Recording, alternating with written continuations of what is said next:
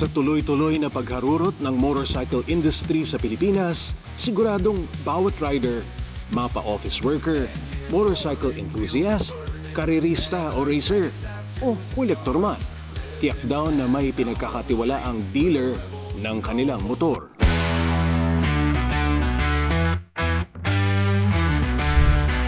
Isang araw sa pinaka-trusted na motorcycle dealers ngayon sa bansa, ang Wheeltech, with almost 400 branches sa halos lahat ng probinsya sa Pilipinas.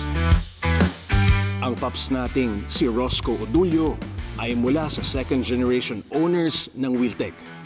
Ayon kay Roscoe, ang isa sa mga dambuhala sa local motorcycle industry ay nagsimula sa isang payak at maliit lamang na negosyo noon sa Cabanatuan, Nueva Ecija.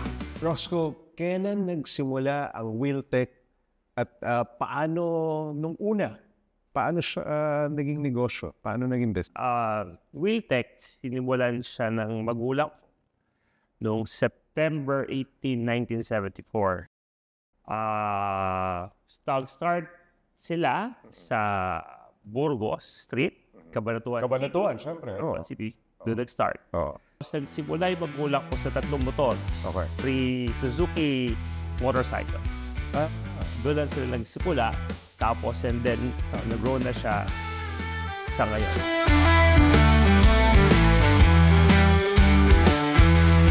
Before, noong 1974, may program si DBP, Development Bank of the Philippines, to help the farmers. So, parang na-tie up yung program ng motorcycle doon. Yung kahalagahan ng motorsiklo noong 1974, kasi ang Nueva Ecija is part of the places na rice granary nga yun eh. Yes, correct. Time yun eh. So maraming mga magsasaka na mahalaga rin sa kanila ang motorsiklo. Exactly. Pag umani sa Nueva Ecija, kailangan nilang i-transport yung ani nila eh. Farm to market. Exactly, farm to market. Dahil 1974, wala namang masyadong tricycle pa noon. Bako-bako pa mga kasada noon during that time.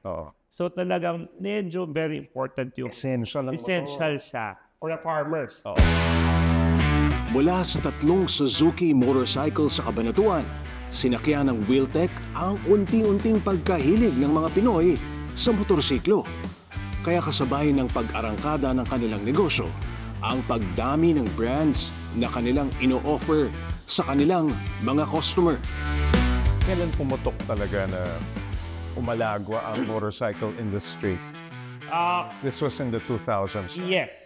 In the 2000, kung babalikan to history, as far as I remember, is pumutok siya noong panahon ng 2001-2000 because of the Honda XRM. Si XRM was yun yung part na natuto mag-modify yung Pilipino. Talagang yun, grabe, yung XRM naka-off-road, ginagawang, di ba, parang race bike, yung parang Raider 150. So, as nakikita ko, yun yung naging talagang nag-push. Talagang yun, the sales was went really high. Ngayon nga raw ay nasa 21 brands na ang hawak nila. Pero hindi na lang basta motor ang kanilang ibinebenta. Dahil meron na rin silang mga kotse at pati na rin jet ski.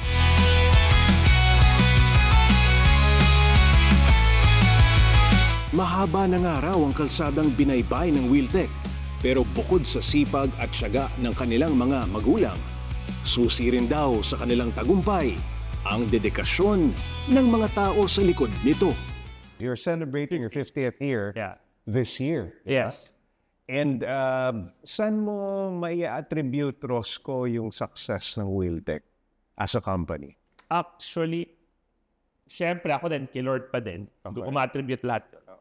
But one attributes talaga really will be the people. Yung mga tao. Manpower namin. We can only do as much.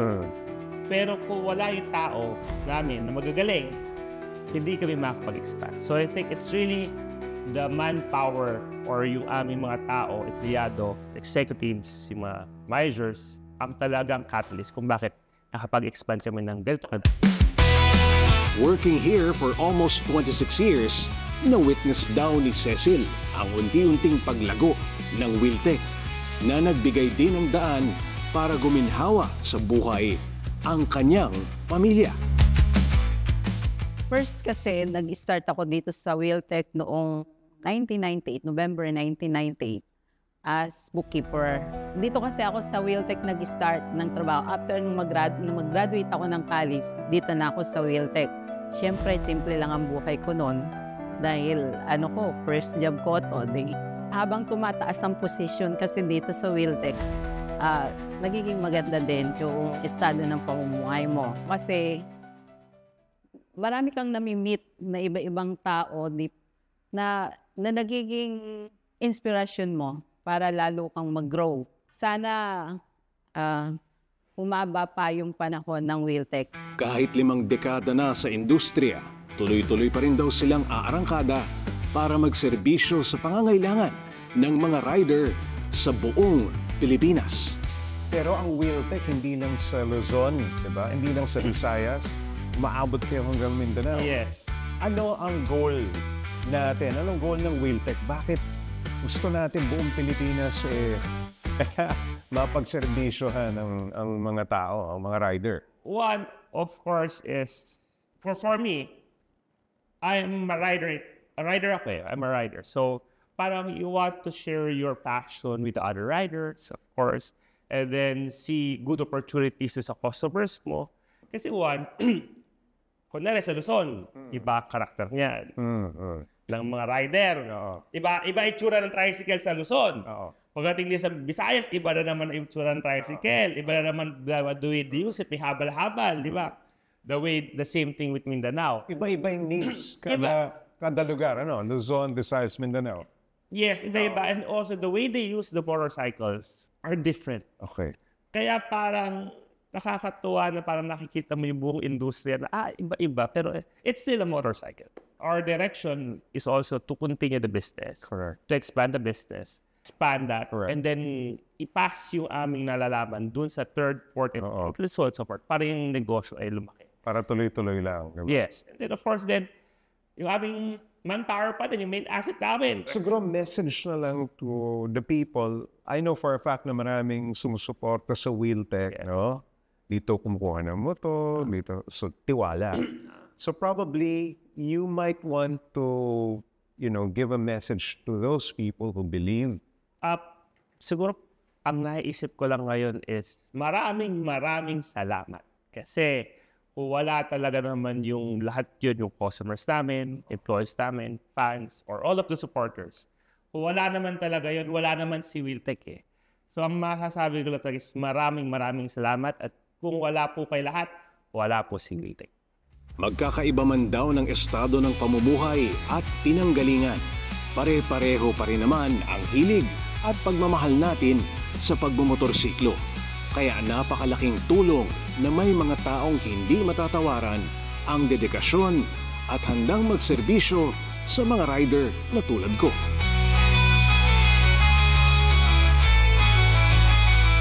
Susunod, may bagong cruiser daw na umaarangkada sa kalsada. At sa forma pa lang, talagang mapapatingin ka.